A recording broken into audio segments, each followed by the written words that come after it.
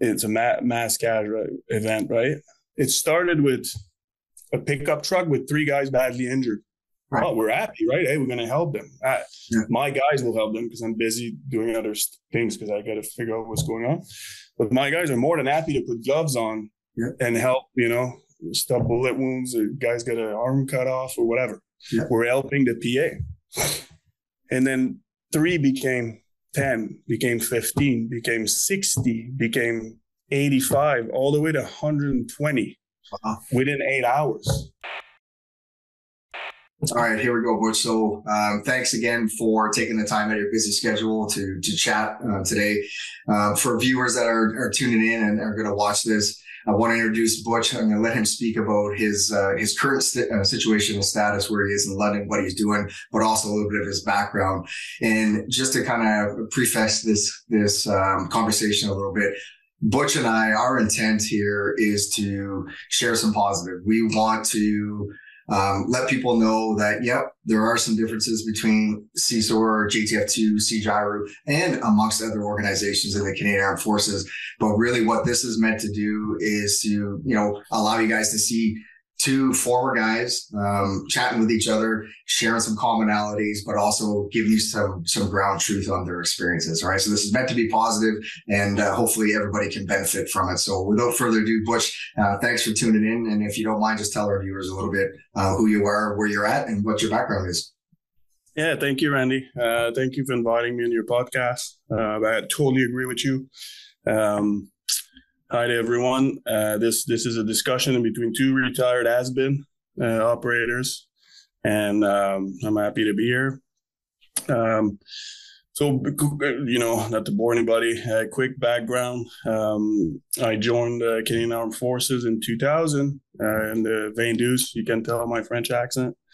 I was in 3 Vendus, right to para company, spent 5 beautiful years there. I was 17 when I joined, so really,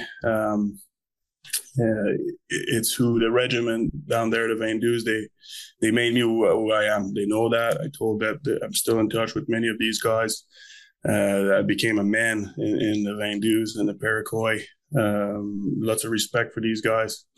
Then in 2006, and Randy doesn't know that, but I had planned to apply for JTF2, so I had my package ready to as a young, I was 22-year-old or something like that. And then, I was like thinking about it. I saw guys come back from selection, guys I respected, they made it or not, doesn't matter. I respected these guys. But then I walk in the para company one morning, and I like how, because CSOR stood up in 2006, and I kind of like how they did it. There was a poster, recruiting poster, right in when you walk in the lines. And I don't know if you know that, Randy, probably not. But they put in most combat arms, and I'm not sure if they went Canadian Army wide, but combat arms, engineers, artillery, they probably had that poster. And it was questions, and they made it look like, I like these old World War II posters, with like cartoonish kind of, It was a great move they did because they got me. Yeah. It was a poster with a, World War II looking fighter, and it was questions. Are you into direct action? Are you into surveillance, reconnaissance? And I was, one of those hard charges. And I read this thing, and we're creating a new unit, part of CANSOFCOM. I will support JTF2 and because, I had the package, and I'm like, fuck. And then I talked to, there's 3 guys from that company, I won't say names, 3 guys of us that we had our package together, we trained, ready to go to selection. And then we talked at lunch, I remember clearly. And we're like, oh, fuck. Well, you know what? I'm new, being part of something new, or standing on something new, So I'm like, God, I'd like that, And then remember, I was in Paracoy. So there's a lot of old regiment guys, airborne regiment. So, well, it's great, because they missed it, right? They're like, fuck boys. Yeah, of course. And they obviously said it's going to be the new airborne regiment. Yeah. They're, and back then it was my world, right? I'm like, oh, really? Because I heard the stories of the regiment. Oh, cool. And I also heard the crazy stories. But then we decided, the 3 of us, or no, actually, maybe I'm the only one, but No, another guy did. So we put both to the warrant officer. You know, my packet was already ready for you guys. Yeah. And put that for that new regiment. We went with whoever answers first gets these monsters. Yeah. Right? Yeah. So you're cocky, you know, young sound like whoever answers first get it. And then obviously you can tell, I think 2 days, 48 hours because they're new, right?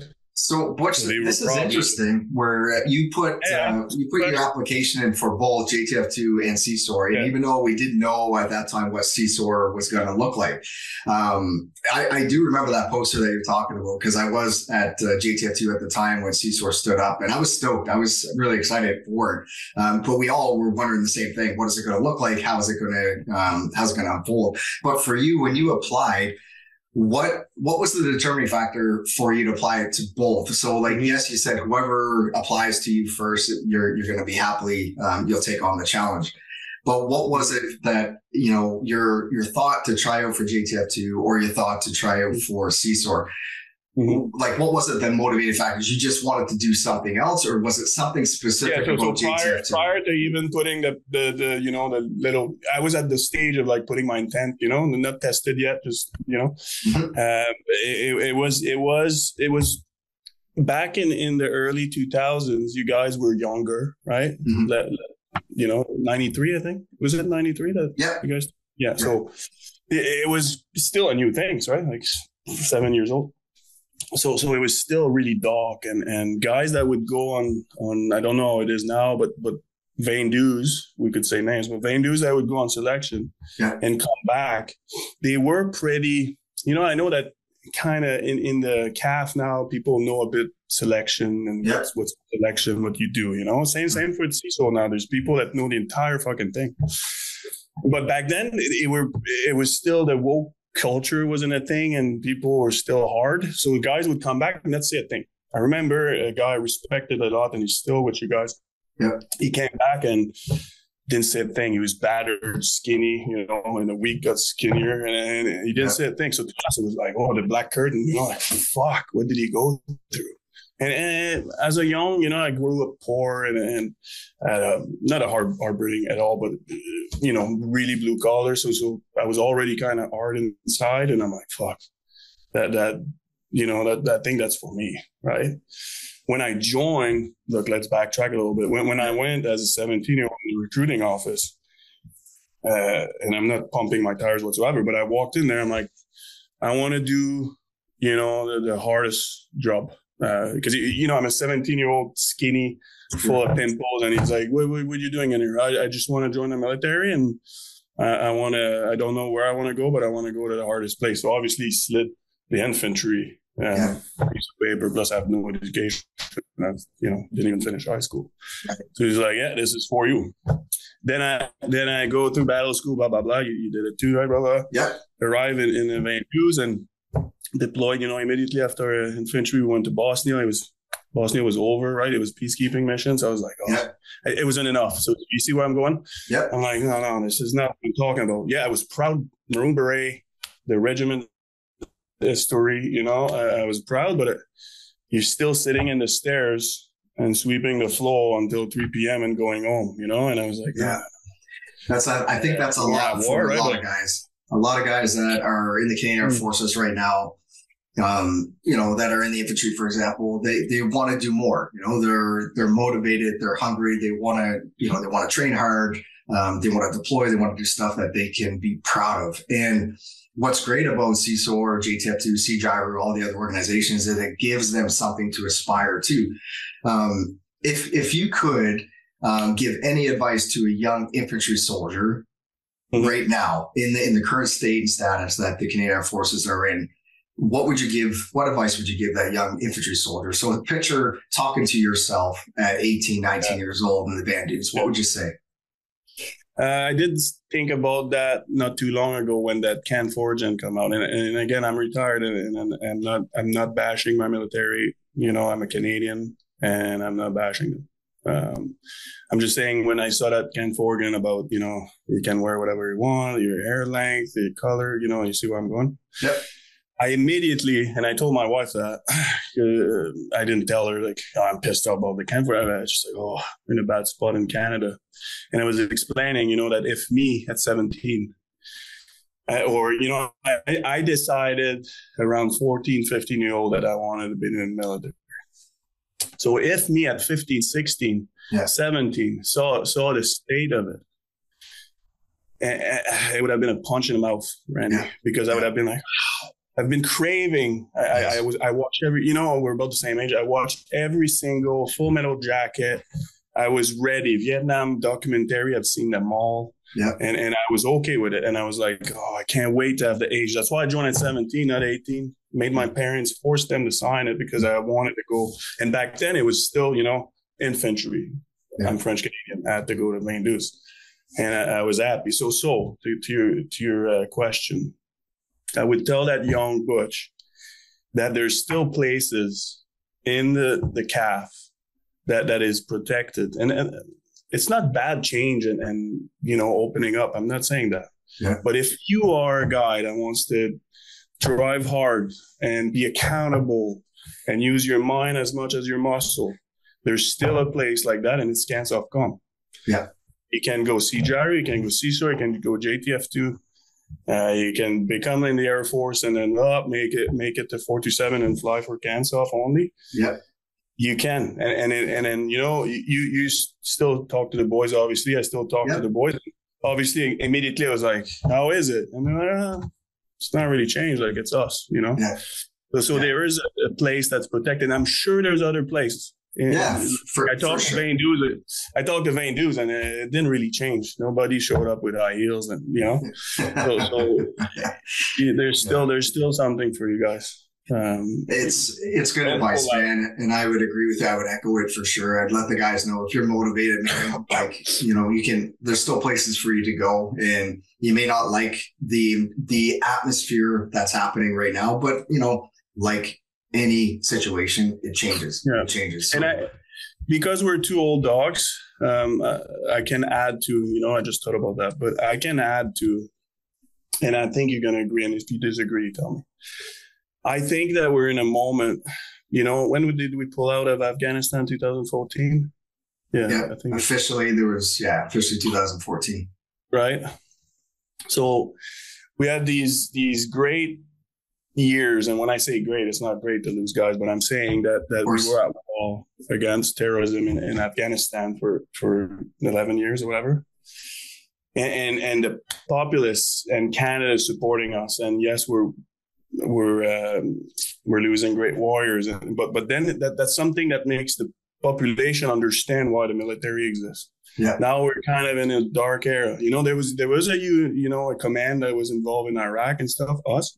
Yeah. But the regular army and the CAF as a whole was back at that dark kind of peaceful. I'd say that's when these kind of things happen. And where I'm going is that I believe, that's my opinion, the pendulum is left, quite left. Mm-hmm.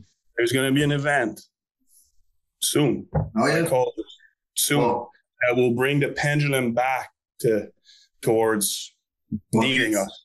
I agree with you. If you think about 2001, everybody remembers where they are and what they were doing, but nobody expected it, right? So just to give you some context, when the Bosnia peacekeeping mission was wrapping up, I was very fortunate to be part of the second last tour there. So 2001, 2002, I was in Bosnia. 6 months later, we were in Afghanistan for the first roto in 2002, but nobody saw that coming. And to be completely honest, after 9/11 happened and there was a lot of conversations going on, were you already with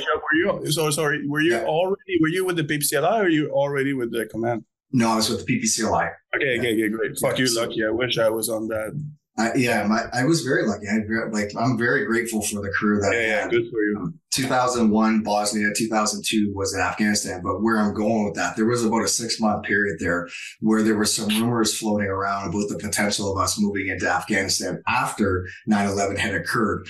So we knew that there was members of JTF2 already in country, and other American, British allies were in country. but we didn't know how in depth it was going to go in terms of getting the conventional forces involved. And I'll be honest with you, I was more of a pessimist, even though I'm a very positive guy. I was like, yeah, the government's not going to send us there. And then it happened, and it was like, oh shit, this is getting real quick, right? So it was a super exciting time to be part of it. But there was a lot of learning in the early years. There was a lot of learning going on. Because let's be honest, Canada never faced any type of fighting since World War II or the Korea War. Korea, yeah. So there was a lot of catching up that was happening. And in that time, so that was 2002, 2003, that time frame, that's when I started to prepare myself for JTF2 selection. Mm-hmm. And in 2003, I did selection. And then 2004, I was on course with the Special Operations Assaulter course. So now in 2004 to 2006, again, we've heard some rumors about a unit being stood up in support to JTF2. And man, there was a lot of mixed emotions about that. Like, what's it going to look like? Is it the old airborne organization? You know, who's going to do what? There was a lot of conversation, but I can tell you, man, I'll look you right in the eye, and I can tell you, I was one of the guys, there was a lot of us that were super stoked and excited to see what this was going to look like and, you know, have a partner force that we could do operations with. Because, as you know, from 2002 to literally 2014, man, there was a lot of rotations going in Afghanistan, and you know, especially 2006 to 2009. That is when Canada, that's where we suffered the most losses, and that's where like a lot of good Canadians were coming home in body bags, unfortunately. And I want to pitch this back to you just to back up a little bit. When you decided to go CSOR, you got the opportunity in 2006. Walk us through what that looked like for you. Like, what did selection look like for you? I mean, of course, you don't have to talk about the details, but in preparation and then the execution of selection upon your success, what did that look like for you? What was that experience like? Yeah, it evolved. It's quite finished evolving the selection now. We're teenagers, I guess, now that, you know, almost in the adulthood as a regiment. What, 17 years now? So anyway, let's go back all the way from the beginning. So we get, there was, on my course, there was no time for a selection. See? So that, and I'll explain, I don't mind explaining why it created some problems at the beginning, at the infancy of CSOR, okay, maybe the first 2-3 years. So what they needed to do, and I know that I'm operator number 16, right? I'm a tank holder. So I understand. That's why it's pretty good that I'm here with you, because I understand the entire build up until 2019 when I left. I saw the culture and the regiment developed, and we can go into details after this, but there was no selection. There was a selection, but it was in a selection at the beginning, and then select, you know, that apple's gone, and then start the course like it is now. Because, and I know the reason for it. And let me think if, there's nothing that would be secret or nothing. So back then, you know, the Prime Minister office and somebody, the CDS probably, had to be like, CANSOF needs a second combat arm unit. You know, JTF2 needs help. So managed to get a bunch of money. And I guess, you know, it's old information now, but something said like, okay, you got to make it happen now. Like the money, you know, governmental money, like it needs to stand up by August 2006. Yeah. After that, we're losing like the parties saying yes. It needed to happen now. Yeah. I didn't found that out for many years, you know, so that's the reason there was not a proper, you know, selection. Let us review the files. So it was like right in PET in April, and 100 and something of us is like, you're on course. But all the instructors, 90% of the instructors were from you guys, right? Again, no names, but you know them all. So, and I don't know how it happened with you guys. Was it voluntary or voluntold to go train this new unit, whatever? Yeah. But the instructor cadre was you guys. Frank Paquette, I guess his name. Frank Paquette was the shooting instructor, and you know, that kind of stuff. And we had to go through this course, and the parade needed to happen, I think, 8 August. So calculate, you know, April to August was the first course.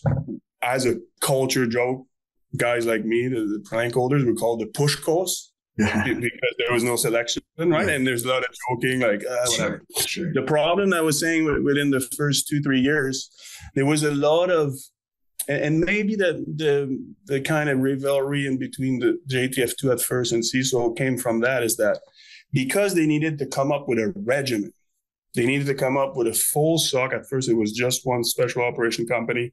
Yeah. They needed like 70 guys in there, so they couldn't cut too many people that weren't fitting the bill for CANSOFCOM. Right. I'm saying that we bled them out pretty quick after it was all done. And of course. There was a lot of guys that didn't fit the bill. Of course. There's guys left and right of me that were like, what is this bullshit? How does this guy pass this course? We did not know that on paper, they needed that many NCOs. Now it makes sense to me. I'm a fucking NCO. They needed that many officers, that many, sergeants, that many whatever, blah, blah, blah. So that's why. Then that's what the PRB process is great for, is that you can get PRB, 10 years into your career. So what Butch is referring to, for folks that maybe not be familiar with PRB, it's a review board. So it's a peer review board, which means Butch and I may be working next to each other. We may be doing the exact same thing, but maybe I'm not pulling my weight. The organization institution can ask, hey, what do you think of this guy? And literally it's like, who are your top 3? Who are your bottom 3 and why? And it's a good way to do it, because sometimes what the instructors see is a little bit different than what the course candidates see when they're working amongst each other. So a peer review board is very, very powerful, and it does bring a lot of truth to the service. Mm-hmm. And also, you're 100% correct on what you said. But I was referring to PRB more at the unit level, like personal review board. So these guys that were now badge and qualified, again, no names ever, but a guy that's not fitting the bill does a deployment. He gets kept in Graceland because he's not that great. Then he gets to a unit review board that they say, look, give us your insignia. You're not an operator anymore because you're not fitting the bill. But they couldn't do that on the push course. We can call it the push course now. They weren't doing that. We needed that many numbers. I did my first rotation with you guys because you were the lead. Yep. I was qualified into August 2006, and then we were on Rodo. I was on Rodo. What was it? 107 or whatever, right after Christmas 2007. Did my first rotation in Graceland. And why I'm going there is we just stood up a regiment from guys that were in the infantry, tankers, artillery. Yeah. We're not SF yet. Yeah. We're not like just like when you guys got to go in 93 from the RCMP. Yeah. I'd like to see the squadron. Was it just one squadron in the beginning? Right. Yeah. So those initial plank holders are different than the guys in the stall at the moment, right? So it was the same, we're just younger. So but you know what made it faster? Because the regiment is in a great place at the moment. What made it faster is that we didn't start from zero. So I give you guys that. In 93, you took from a law enforcement unit and you became a war-fighting unit, right?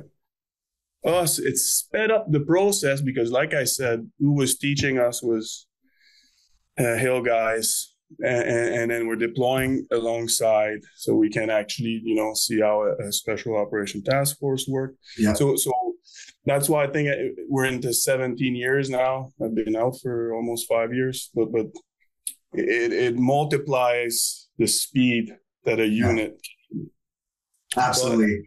That evolution happens every year. Every year the guys get a little bit faster, a little bit better trained, and that's a good thing. It should improve just a little bit every year. That's a good thing. Evolution is a good thing. Exactly. And if I could, I would like to chat just a little bit about my first deployment with JTF2 was in Afghanistan in 2008, and there was elements of CSOR embedded on board. And this is one story that I want to share with you. to really highlight the level of professionalism that my experience with CSOR was. And here's the story in the backstop. In 2008. To give you some context. So we were young back then. Yeah, unit was young. And there was a little bit of friction between JTF2 and CSOR overseas. Mm-hmm. And the frictions were, from a JTF2 perspective, well, what are these guys supposed to do? Well, they're supposed to support us. Okay, when they're not supporting us, what else can they do, right? Where some of the guys from CSOR were like, well, we want to do what they're doing as well. Totally get it. I understand guys just want to do their job. Like I said, I was in there. Yeah. And the story that I want to share with you is there was a group of guys from CSOR who, and this happened twice actually, 2008 on my roto in that particular tour, and then again in 2010. There was a couple of guys from CSOR that approached me and they said, "Hey, Randy, man, would you mind, because we had a great training facility, as you know, in Graceland. It was amazing. And some of the guys from CSOR asked if I could take them to the CQB and just share a few things with them. So if they were in that position, they would feel more comfortable in an interoperating with the potential of being in the mix with JTF2 guys." I'm like, yeah, for sure. Absolutely. So where I'm going with that story is they approached me maybe because they know I'm approachable and easygoing guy. But the point that I want to make is it was a level of professionalism that they demonstrated where they just wanted to get better. They just wanted to do something that they weren't having the opportunity or getting the opportunity to do, which was CQB and some, basic movement patterns in terms of combat clearance, how to function in and around the team. So I said, yeah, absolutely. So there was a couple of iterations that and those guys, for those who were part of it, actually, I know some of those guys are still active right now, either in CSOR or JTF2. And, they would probably tell you that experience was very positive. And what we were trying to do is mesh the guys together and realize that, hey, we all have something to offer here. Let's help each other out and let's, make this positive. The problem with that was not everybody was on board. Some guys were like, hey, CSOR guys should just stay in their lane. JTF2 guys should just stay in your lane. You guys focus on your things. So, well, when we had some downtime, which we did, let's bring these guys together. That was my perspective on it. And that's the way I looked at it. And it was positive. And it happened both in 2008 and again in 2010. And there was many, look, I agree with you. And again, my perspective from my regiment's perspective, there was, these initial years, 06, 07 was the first deployment. Like this, the first time we could sniff each other was 07. And all the way to 2010. So I think your timeline is perfect. To 2010, there was, from my side, that there was more bad than good, but I did, and I have many great, just like you just said, guys that would just like me that decide, like, what, that's petty shit, and there was great interaction. But I would say that 07 to 2010. There was more, I can't say bad blood, but there was more big brother, little brother, friction. That's the right word. Yeah. I have the same story as you from the other side. Is early in my career, I always wanted to be a sniper. So the first thing that I asked the regiment is I want to be a sniper. I want to be a sniper. So I was pretty early. 2008, I became a sniper. And when we would deploy now as a task force, I don't know if you recall, but we were green team, you guys were black team. Yeah. Green team Sierras would be led by black team Sierras. Yeah. So I'm the snipers had a close relationship with you guys a bit earlier than the Dets because we were not living on your side, but always my chain of command was, the TL for black snipers. And I had a great, I got with cancer 3 deployments in Afghanistan. 2 of those were with snipers, and it was always great. Learning how to do DAs in Afghanistan. With these guys, I got a lot of respect with the guys I served from your side in Afghanistan. So you got the timeline right, I believe, from my perspective, 07 to 2010. And that's the timeline that I'm telling you that we were learning. and making errors or not doing it properly, and then learning from you guys that had more experience and were in a special operation world for longer. Yeah, learn there. A beautiful thing that did happen, and I'm not sure if you know that, in 309, it was I'm not sure what happened at the Hill, but you guys couldn't be in Afghanistan that 6 month period. Yeah, where it was even 7. Yeah. So that was a CSOR only in Graceland by ourselves without you guys being there. I'm lucky to have to replace a guy. So I did half of this roto. So I did 109 at a bit of break, and then quickly had to go as a sniper to replace a guy that I had to come back. Yeah. I did half of that roto, but that is the rotation that gave CSOR their new path. Yeah. I don't know if you understand what I'm saying, but being by ourselves, nobody to look across at, this roto was what changed, in my opinion, our kind of path of why they're doing it. Why can't we do like them? And why do they have this piece of gear that we don't have access to? Because now I'm an adult and I'm an old guy. I understand why I don't need this piece of kit, because I don't do fucking hostage rescue. You understand? But back then it's like just kids. We're kids, and we're like, I want that toy to play with. But this roto really made us who we are now, because the thing is we can talk about tiers after. I hate that word, but because we're not the US. But the thing that makes the difference between a tier 1 unit, and that's my opinion, and us, which we'll call it tier 2, is we don't need that much support. Air assets perfectly lined up. Yeah. So this, I don't know if you heard about this roto, but we did a fucking lot of crazy fun SF shit, because we could go in the desert for 35 days with no air cover and try to disrupt their drug operation, Pakistan, Afghanistan, in Hummers, and it was awesome. And it kind of, the guy, back then I was still a co-pro, but it made us like, you know what? Fuck, I want to live here.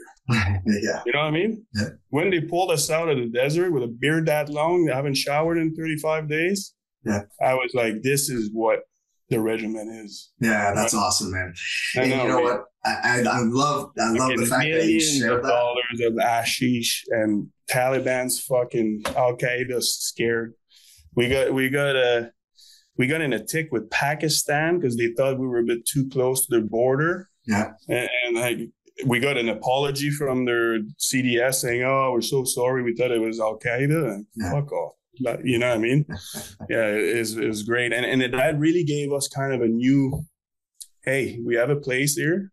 Yeah. We can do the specific kind of robust special operation direct action. Yeah.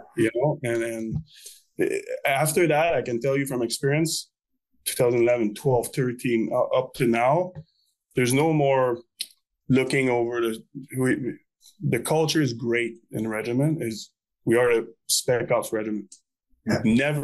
I haven't in years, I haven't seen or kind of felt any type of like looking over the fence. And we're happy where we're at now, and it started in that 309 rotation. That's awesome. It makes sense to you, Randy? No, it does. And I'm glad you shared that story because, at the beginning when it was being advertised, like, this is what CSOR is going to be, there was a lot of, I love that. There was a lot of projections of what the government wanted, what the special operations community wanted to see. For sure, there was a lot of projections with some great visions, some really smart people with, good intentions with a visionary mindset, which was great. But I think the message that was not clear to a lot of people was how long that was going to take, because, and you alluded to that at the beginning. At the beginning, it was rushed. It was rushed, like pushing to make something happen. And of course, when things get rushed, there's going to be mistakes to be had. But I'm really glad you shared that story about 2009, because that story supports, like, I'll just give you a little bit of backdrop. So right now I'm working with about 20 different guys across the country who all have aspirations to either want to get into tactical policing or they're already in the Canadian Armed Forces. They want to go CSOR, JTF2, or CGIRU. And I'm helping these guys and just mentoring them, coaching them, providing, structure, formulation of training so they can achieve their goals. And often the question gets asked, what's the difference between? And what you just explained there is a great way to support. What I typically tell guys is if they want to do some real infantry gangster shit, that's CSOR. And you just explained it, like long range vehicle patrolling, long range foot patrolling, parachuting, heavy weapons, support weapons. Like this is what CSOR's bread and butter is. And I'm glad you shared that story because it supports what you guys did then in terms of how the evolution really became to what it is now. Yeah, no, I somewhat agree. That, it's a great lead into the AHL, NHL comment with the hockey, which I don't disagree. I don't disagree because of mandates, right? Correct. That's it. I wouldn't use AHL, NHL because, but I agree somewhat though. The most important mandate, and I'm sure you're going to agree, the most important mandate for CANSOFCOM is domestic counterterrorism and hostage rescue. Yeah. There's no denial. That's the most important mandate in CANSOFCOM. And everybody does counterterrorism. The infantry did it for 14 years in Afghanistan. You're fighting terrorists underground. Yeah. But a massive terrorist attack that kills Canadian, and the cops can't do anything against it because it's too well organized and there's machine guns. You need to call in JTF2 to do a direct action on these terrorists on our ground. That's domestic counterterrorism. And hostage rescue, that's a Canadian that's hostage overseas. The cops can handle, the ERT can handle hostages. Yeah. Some, 99% of it in our country. Yeah. But if those hostages are in Tel Aviv or, Gaza, and the government for once decides that, we need to go get them, then the guys to call is JTF2. Yeah. So that's the most important mandate. And then NHL and AHL, why I disagree with that statement is ice hockey is a sport. Everybody plays the same way. You understand? It's a game. A guy that's in the NHL, he does it at the top level. He's the best hockey player. He plays in the best league, and he's getting paid more money. The guys in the AHL, they play the same game. They're just not as good, so they can't make it and get a contract in the NHL. I wouldn't have used that analogy because we don't play the same game. You guys are extremely precise and good at saving hostages on a train. Tubular, CQB is specific to saving hostages. We, CSOL, that's not one of our mandates, so we do not concentrate on these specific scalpel-like CQB tactics. Right. So you see where I'm going? It's not the same sport. Yeah. We can't compare our CQB because we do it mostly overseas or 100% overseas, different types of walls. There's no ticking time bomb of they're going to kill the hostage. Yeah. So our CQB is designed differently to take our time to go in. Yeah. The accountability around is the same. Yeah. We can get kicked out of the unit if we DQ too much. You know what I mean? Yeah. Do you want to explain? DQ is So basically, like there's a shoot, no shoot target, and if the threat assessment is inaccurate, then the operator pulls the trigger and shoots the no shoot target. So that's exactly, and we have the exact same. Right? Yeah, Randy, we have the exact same. The shooting package is extremely similar too. And so what I'm saying is that the only way we could compare. And now we're at like little details, but the only way we can say AHL and NHL is to play the same sport. That means we would have, and we would never do that. We would have to decide that both units do hostage rescue. Yeah. And let's train both units in hostage rescue, and let's see who gets paid more. Right. That's why I think there was a bit of what's Randy saying? Yeah. Your reputation is great. So I wouldn't say that because let's go the other way. And what gave me the idea to go there is when you said, we're good at long range patrol and whatever. We're also, in the last 5 years, I've been out 5 years, more than that. What's the mandate of CSOR? And I'm telling that for recruiting, right? Yeah, absolutely. Young kids to understand if they join the regiment at the moment, because we always pivot and evolve. But at the moment, what pays the bills with my regiment might have already be changed. But when I was there as a deck commander and then a warrant officer, it was AAA, right? And for viewers, the advise, the assist, the accompany of a foreign nation is what Butch is talking to. So when you hear AAA, and actually, I would, if you don't mind, I'll just say that, in my opinion, CSOR is the only true expeditionary force that Canada has.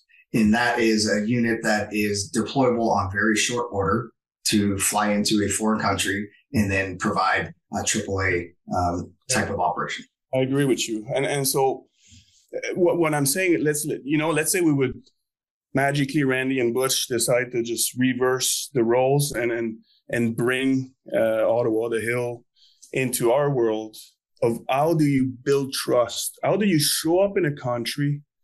And you can't show up in a country and show up with, my experience is Iraq, with both the Iraqi army and the Kurdish. You can't show up in there and be like, I'm in charge, I'm going to train you, and then we're going to go to the front, and you can't do that. And we actually have ways to learn how to get into their mind, get their respect. How do you do that? How do you get the respect of the leaders and then the NCOs? And, the Middle East, it's all officers, right? They're the top dogs, and a warrant officer doesn't have a say there. That doesn't exist. You need to understand the different culture in Africa. I did Africa. I did the Middle East, Afghanistan, Iraq. All these people are different. And the way for them to listen to what you have to say under contact, or bringing them, and even just having them listen to when you see something bad that you want to kill with a plane, but assist is not you calling the plane, right? In Iraq, we weren't the guys deciding. The final say was with who we were with, the partner force. For him to respect you enough to say, well, but they're not too great at using optics. And for them to get to listen when you say, no, I think this you should call a plane on. No, we'll wait till there's more. To build that trust, there's a way to do it, right? Yeah. And so going back to my story, let's say we decide Randy gets all his boys and we go on a month-long kind of fake AAA, then CSOR is going to be looking great, and the Hill would look, less out of place because it's not what they're built for. They're built to go in somewhere, rescuing hostages with a big gunfight, take the hostages. An hour later, gone, or faster, right? I'm not giving time frames, but you understand it. It depends what sport you're playing. Yeah, who's the best? I think you explained it really well, and the sport analogy, maybe it wasn't optimal, but the idea between AHL, NHL, and I even talked about the ECHL, and the only reason I use that is because I personally know of an athlete who is now in the Canadian Armed Forces, who was good enough to be drafted by the NHL, and he played in the ECHL, he played in the AHL. But he actually never laced up and skated in NHL, not because he wasn't talented, not because he couldn't. And maybe it's unfair to compare because one is a sport and one is, a livelihood that has a little bit higher consequences, right? So maybe it's not even fair to compare, military to hockey. However, where I understand you need to use stuff for the normal Canadian to understand it. I get it. Like there's no me of you fucked up, Brandy. That's not what I'm saying. So this individual that I'm talking about, from people that I know who know him, they all say the same thing. Yeah, man, he is skilled enough. He deserved to play in NHL. He was drafted. It just never worked out for him, which is, an unfortunate set of circumstances. But the reason that I mention that is because he was paid to play in the AHL. He was paid to play in the ECHL. He was on contract, which would have allowed him to play in the NHL. It just didn't work out. So that's why I use that analogy, is like That was it. Yeah. So we had a offline discussion about it. I understood what you were saying immediately. But I can see how it was heard differently, and that was not the intent. The intent was certainly not to, for any stretch of the imagination, suggest for 1 second that it was professional. There is. Professional. And I'll give it to you though, AHL, NHL, there is a pay difference. So the kids need to understand that at the moment. Right. An assaulter will be paid more than an SF operator. So there is a pay difference. There's a location difference. Ottawa is a better city than. And just to support that too, like I know there's young men who feel like they should be paid more than what they are, and I agree. Like the KR forces across the board should be getting paid better, and they should be getting paid more. I do agree with that. But when some guys say, "Well, I'm part of SF, I should be paid the same as JTF2," no, you have to be careful with that, because the skill sets that are expected of a JTF2 assaulter is different. And sometimes, and I'll share this, I don't mind sharing this at all. Actually, it'll help with understanding. Sometimes things happen in the unit at JTF2 where other guys in that unit are not even aware. And it's not for any other reason that there's an advancement in capability that is being flushed out or hashed out or being established, where those conversations don't yet need to be had, where there's certain personalities that would do that job really, really well. And there's other personalities that probably just wouldn't fit the mold in order for it to be successful. So that's why I say there's things that happen that do not make the front page of the news.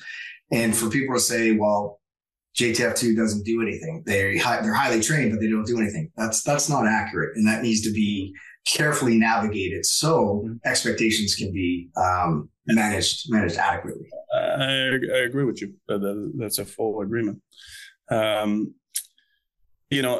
let's not even go on the pay thing. I've been gone too long. I think they're making a bit more now. The only thing as a retired Spec Ops guy is the amount of risk that my boys are into.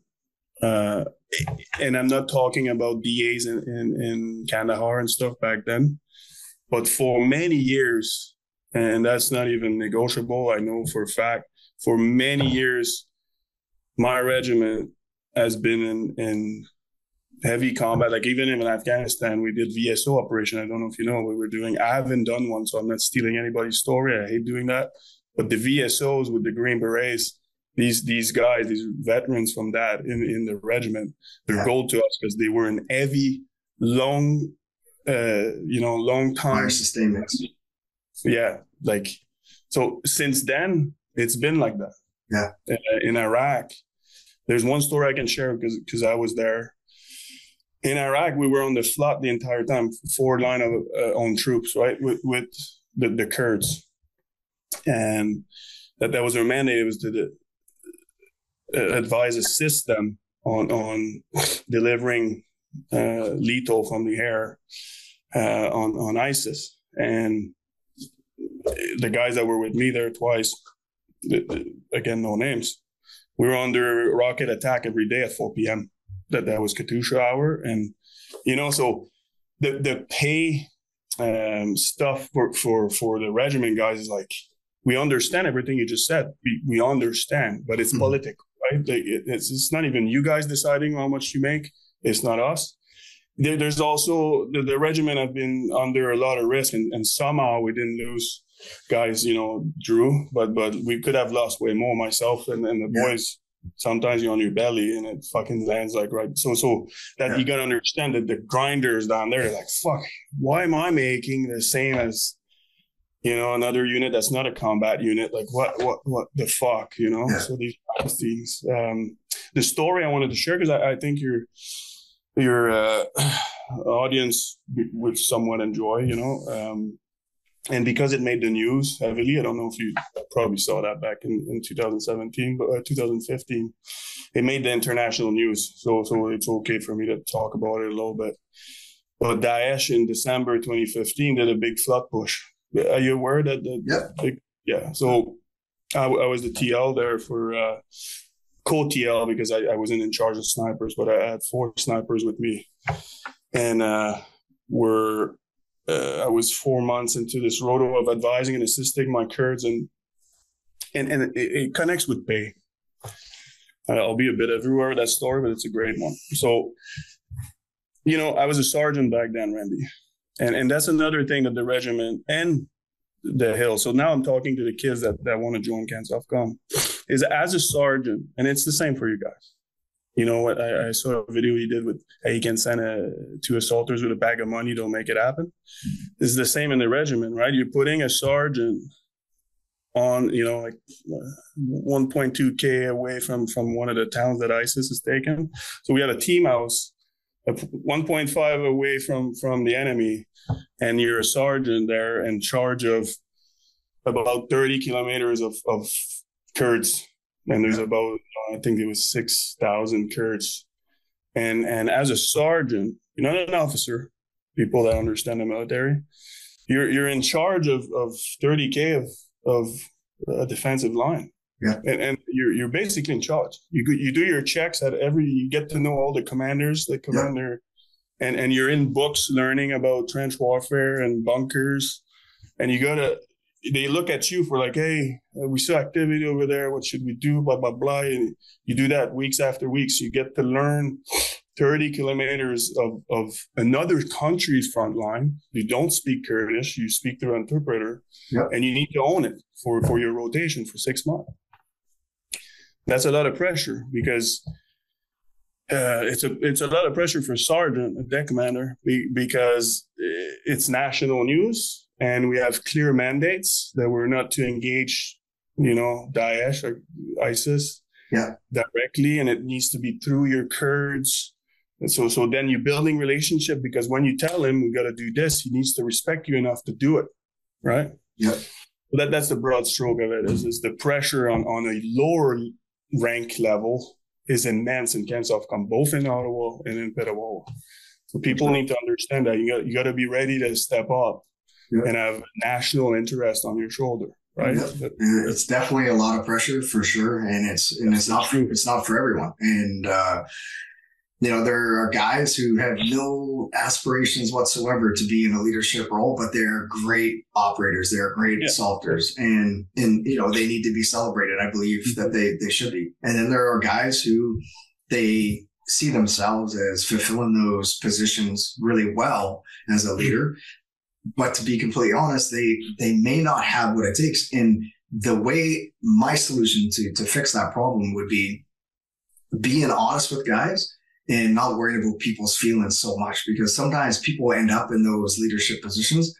They're not ready. They don't want it, and they're not a good fit. And it's unfortunate. Whereas if somebody would have looked them in the eye and say, listen, man, you are value added and we love having you here. We're going to employ you in a different manner because we think it's a little bit better for the organization, not necessarily for you, but that doesn't happen.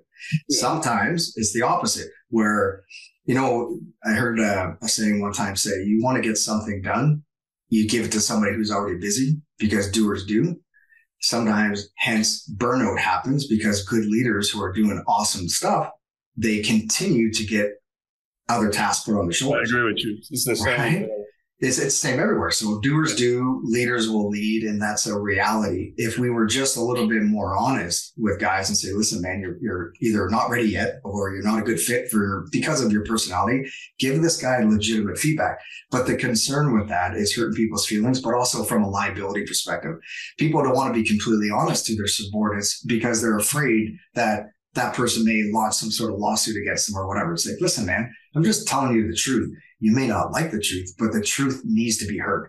And I think that could solve a lot of problems at every level, whether you're in the reserves, the reg force, or an element with special forces.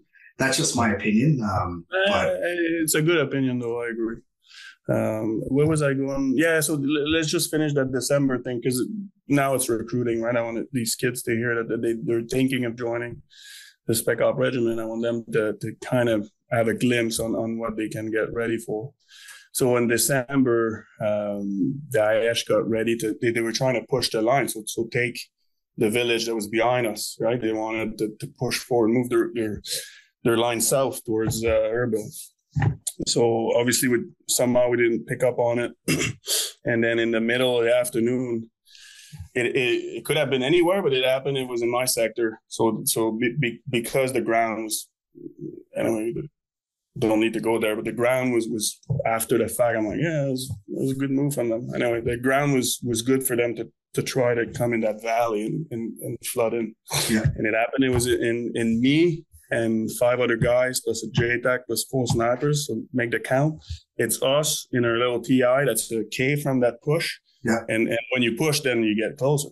You know, and it happened in the afternoon, and you're a bunch of you with no other people to help you than you, and these thousands of Pesh that now are holding the gunfight. Look, I was in World War II in Korea, but that it took 30 some hours for us and the Pesh to kind of push them back on their side, so they didn't gain ground. Yeah, the amount of IDF, the real stuff, artillery, tanks, they had V-bids every fucking 5 minutes.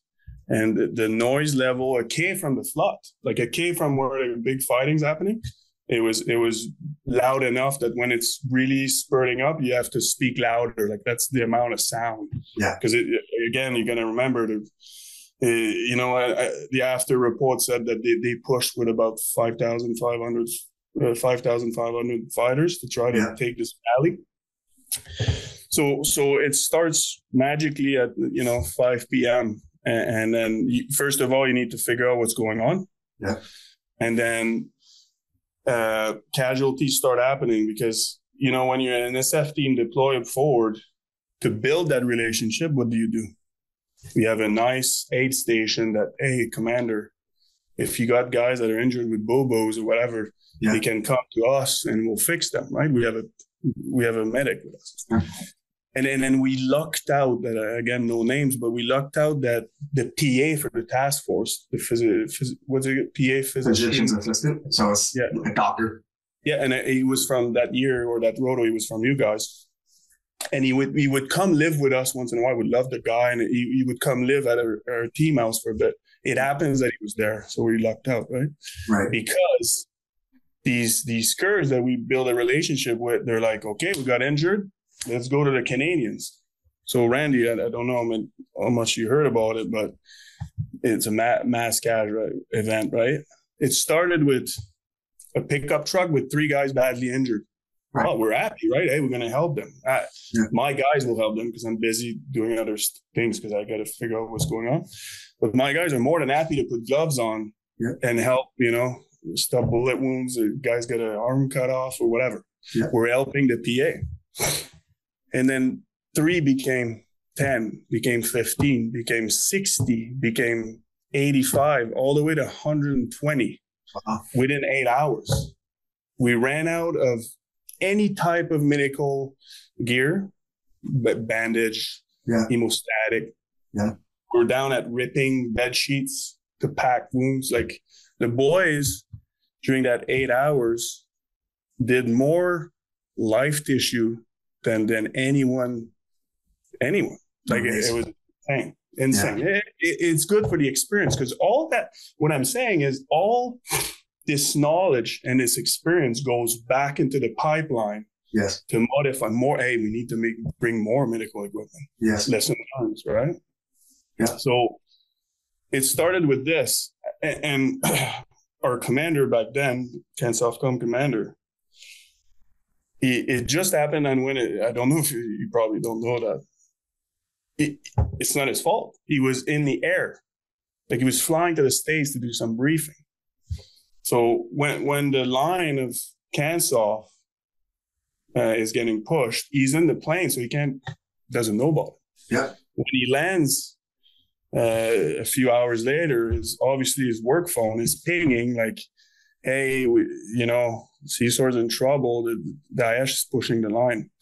And again, no name, but this guy made the right call.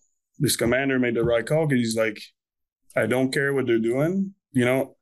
They're not pulling out if they feel they can help the Kurds not let the line break. Yeah. So that I got to give it to him.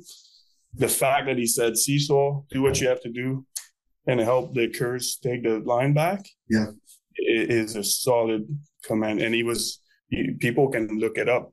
He was on live TV, or not live TV, but on the news saying why we did it. Yeah. Because back then the mandate was not to engage the Daesh directly, right? That's so right. You could have been like, hey guys, pack your shit. That would have destroyed the relationship with the Peshmergas immediately. That we pull out and we let them lose the line against Daesh. So also too, Butch, like the effects are lingering if that was the decision, because yes, you guys held the line, you did your job, and you're professional, and there's a lot of experience gained and garnished from that. But can you imagine if the call was to pull back? You're absolutely right. The credibility then gets lost. B, everything that you worked for up until that point, that gets thrown out the window. And then C, the knock-on effect is, well, in the future, if there's ever a potential operation that is interoperable with another organization, that may be of question. Well, if shit kicks off and it gets heated up, are the Canadians just going to pull out? Which is not what any of us want. And for those folks that maybe are unaware, when guys join the military, they know what they're getting into. When they join the special forces, they know what they're getting into. And, during the Afghan years when things were, not optimal in terms of a lot of Canadians were coming home. Just do you recall? I know I do. I remember listening to the bleeding hearts Canadians saying, bring everybody home, pull the troops out, bring them home. And that was the opposite of what we wanted. None of us wanted to leave. None of us were eager to get out of there. We wanted to stay. And we all knew that there was easily 10 years, if not more, of work to be had before we pulled out of there. So fast forward now, things are kicking off in Iraq. You guys are holding the fort, doing your job. You can imagine the knock-on effect if the call was to pull out of there, right? Exactly. Not good. That's why I highly respect the call that this officer made, and we handled it. Yeah. I don't want to go into too much details with that, but it doesn't really matter. But so it ended up that, quick plan. But what the thing I want to say on that, and again, it's recruiting, is for months we have been advising and assisting a company, right? Yeah. We're about to do a company with this event, but it's advise assist. Yeah. So you're dressed differently, and you're not gonna know that, Randy, and the boys that are listening are gonna know that. But when you're on the floor, kilometers away with observation equipment and design lasers and whatever, you fall. So your kit is more slim. Mm-hmm. You agree? Yeah. You got a machine gun in the trucks, but it's in the truck. You got enough ammo to pull out. If you decide to appear in front of you, you can at least lay base of fire and fuck up. So you don't have mortars. You don't. You're not ready. You're not a direct action force. You dress different. The thing that, and it's great that it happened when we were in teenagehood and more experienced, because it showed us that the Canadian Spec Ops Regiment is a serious fucking DA unit, because the timeline's getting blurry. But I think seriously, my 2IC is a rock star. I love this guy to death. But within fucking 45 minutes, when we got the call of like, no, you guys are not pulling out, you're going forward. My 2IC, this fucking hero, within 45 minutes, the trucks were all reset. Mortars, rounds to fucking the last 2 days. Carl Gustav, machine gun, as much 7.62. Because this guy was such a professional that even though he knows that we're Roto 3, right? Like there's many Rotos before us that did the same, but we were not in a DA capacity. We're in an advise assist a company capacity. Right. But this guy's so professional that he was ready. His ammo was all sorted out. He was ready in case we need to switch like this into a DA force. Down to like our rigs within 40, like think about it. Now you need 10 mags on you, not the 5 that you have to the flak, plus the rest is in your bag. And Yeah. We were now back at a Spec Ops Regiment direct action unit within 45 minutes. That's to include, I said I was the boss there, but there's an office wage pop in and out. He would live with us for a bit, go back to Rebel. This guy, get in his truck, come in. We make a plan quickly because I know the ground and I kind of know from the Kurds where they're saying they're pushing. We're pushing in a town called, it's all in the news, Tel Aswad in the Zardak Valley. Because there was a town that half of it That was the closest we could get to the ISIS, because half of the town was owned by ISIS on the north. Yeah. There was a river, and then on the south side, it was Kurds. It was us, right? So they were just across the river, about 800 meters away. That's where they forged, like they forded, they crossed there. And because I knew the ground, with my officer coming in, and he needs to make the plan for the entire thing. And me, he's obviously as NCO, he's like, where could we place a fire base? I'm like, immediately, okay, this building, multi-story, blah, blah, blah. So that's what I'm saying is we got hey, guys, you're not pulling out. You're helping them take the flood back to close that breach. I tell you, man, 60 minutes, the max. It was 2IC doing his thing, guys fucking running everywhere. Boom, boom, trucks are ready for a direct action. Plan is made, delivered in 15 minutes. Fire base there, blah, blah, blah. And then up to a staging area, wait for first light, because these guys can't fight at night. Yeah. It was middle of the night now. Yeah. These guys can't fight at night. They don't have night vision, nothing. So we need to pre-stage somewhere, wait for first light. Typical like infantry first light, and we need to push and push them back. And that's how we did the company, is we provided a fire base for these guys. It is a crazy story, but it shows. It's awesome. It shows how versatile or involved or passionate about direct action that the regiment is. Yeah. Because if my 2IC wasn't ready, it would have been taking hours, sorting himself out. So we can immediately flip from advise assist. I think it's a great story for a lot of different reasons, even from the most, basic novice soldier getting into the Canadian Armed Forces.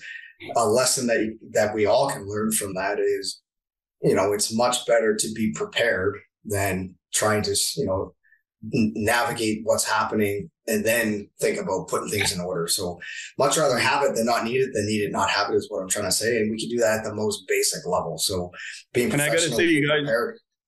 I want to give you guys a kudo that it took not too long that you guys volunteered to come up and help. It just happened that night. It happened so quick.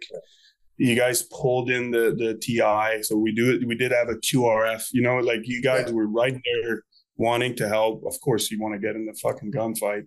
So you guys drove up from Mirabel to be there in case. It just happened. It didn't take.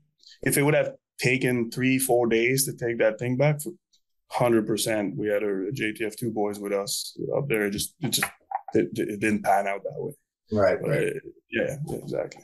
Awesome. Well, listen, Butch, we're just over an hour here. I know you got stuff to do, and I could sit here and chat for a long time. This is great. But before we kind of wrap it up, you and I talked last week offline about trying to write the culture that may have a bit of a black eye on it right now. So what you and I talked about, which I think is worthwhile sharing here, is all of us in the Canadian Armed Forces can do a little bit better of a job of supporting each other and helping each other out and keeping it positive. If there was anything that you could do differently. So picture your last, 10 years, say last 5 years at the unit. If you were to go back, what would you do differently? To help with the culture? Yeah.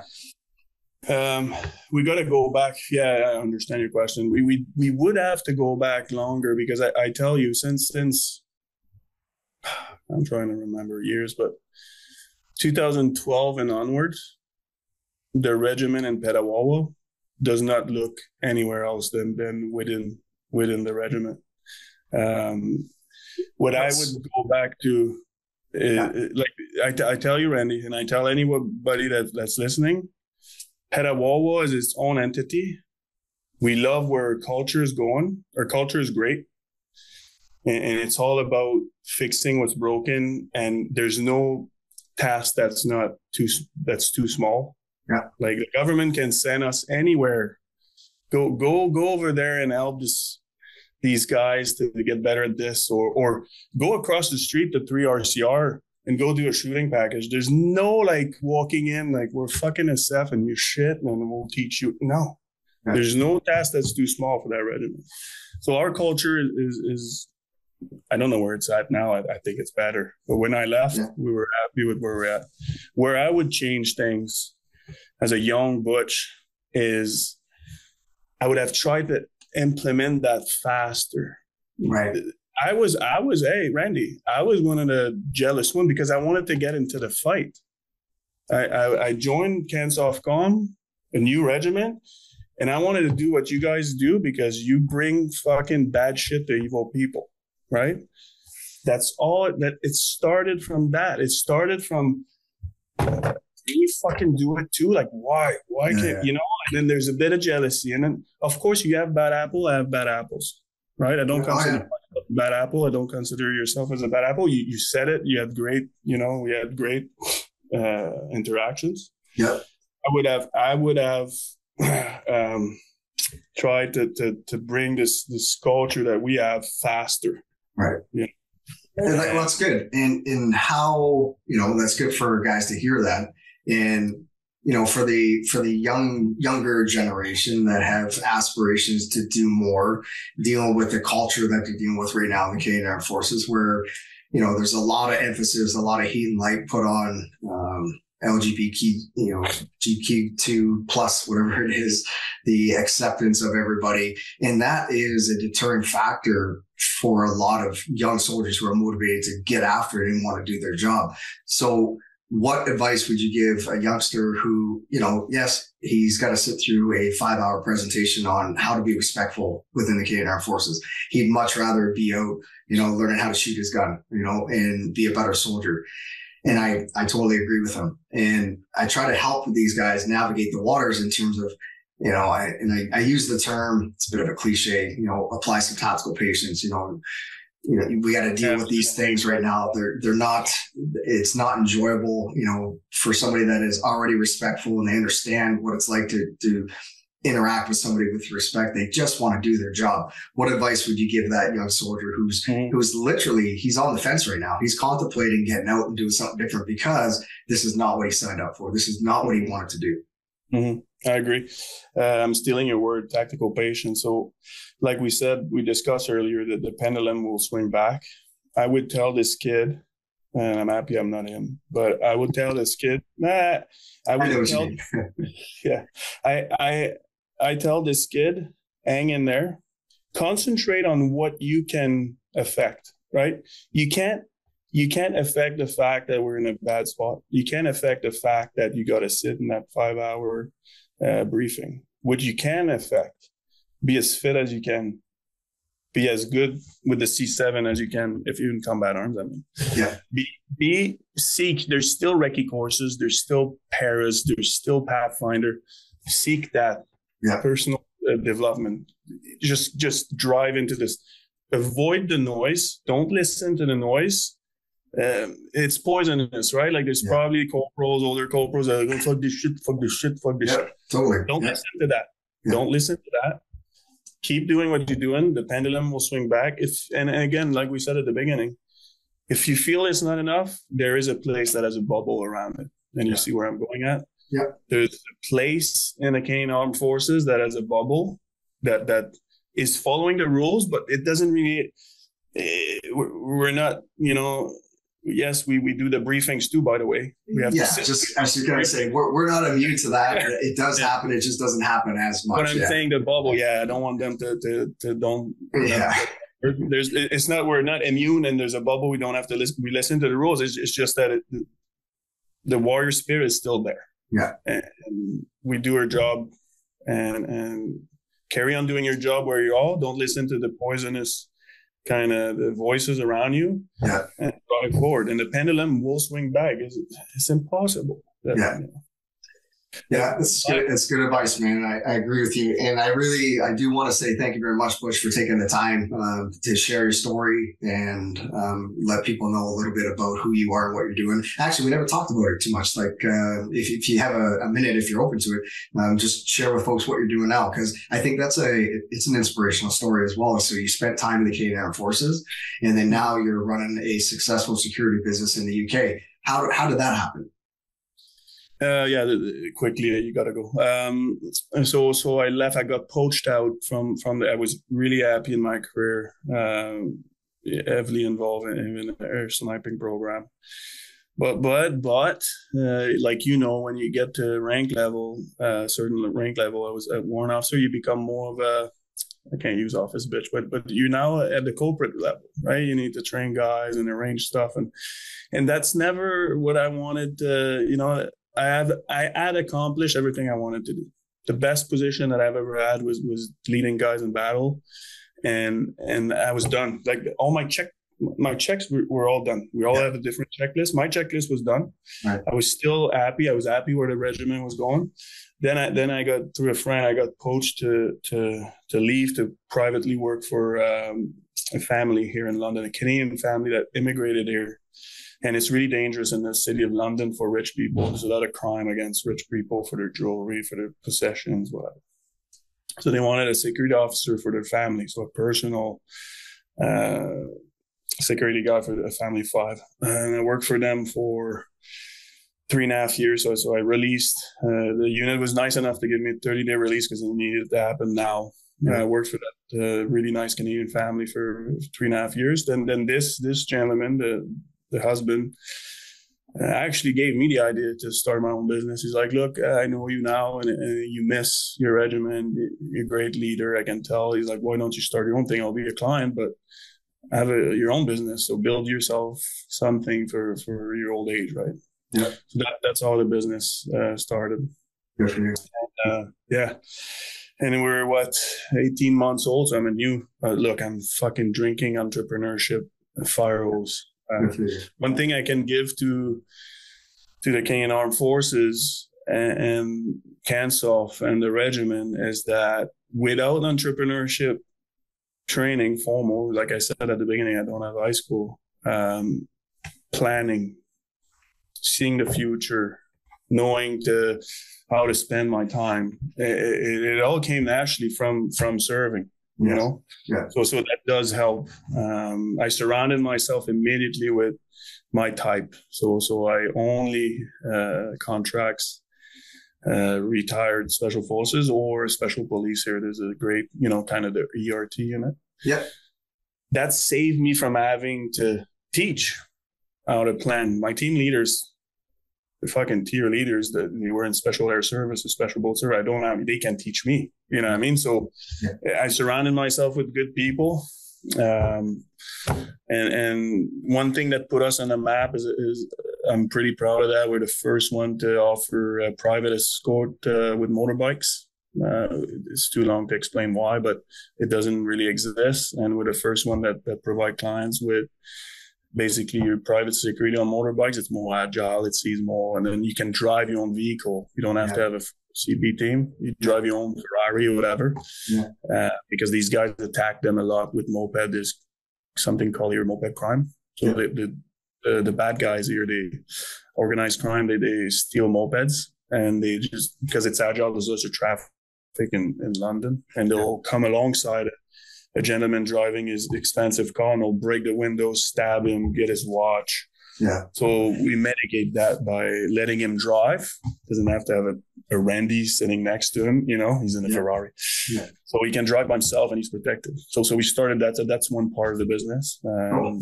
But that's it. It's going well, and there's a future after the military if you're willing to take the jump. I've never worked that much.